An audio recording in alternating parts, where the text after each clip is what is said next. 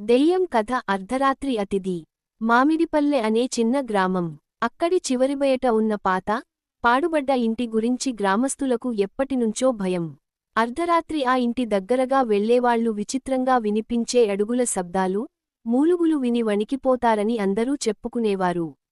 ఒకరోజు రవి అనే యువకుడు ఆ కథలను నమ్మకుండా, నిజం తెలుసుకోవడానికి రాత్రి 12ంటికి ఆ ఇంటి దగ్గరకు వెళ్లాడు. చంద్రుడు మబ్బుల్లో దాక్కున్నాడు. చుట్టూ నిశ్శబ్దం. రవి లాంతరు వెలిగించి మెల్లగా ఆ ఇంట్లోకి అడుగుపెట్టాడు. లోపల దుమ్ము, సాలీడీలు, పాడైపోయిన పుస్తకాలు. ఒక్కసారిగా వెనక తలుపు బిగ్గరగా మూసుకుపోయింది. రవి గుండె బలంగా కొట్టుకుంది. ఎవరున్నారు అని అరిచాడు. సమాధానం లేదు. అయితే చల్లటి గాలి అతని చెవికి తగిలి ఒక సన్నని స్వరం వినిపించింది, ఇక్కడికి ఎందుకు వచ్చావు? రవి లాంతరాన్ని ఆ దిశగా తిప్పగానే తెల్లని బట్టలు వేసుకున్న పొడవాటి రూపం కనిపించింది. కళ్ళు ఖాళీగా, జట్టు నేలవరకు వేలాడుతూ, అది అతడిని నెమ్మదిగా చేరుకుంటోంది.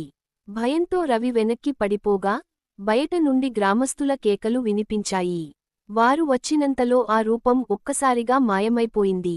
రవిని బయటకు తీసుకెళ్లారు. అతడు ఏమైందో చెప్పలేక వణికిపోయాడు. ఆ రాత్రి తర్వాత ఎవరూ ఆ ఇంటివైపు చూడడానికి కూడా ధైర్యం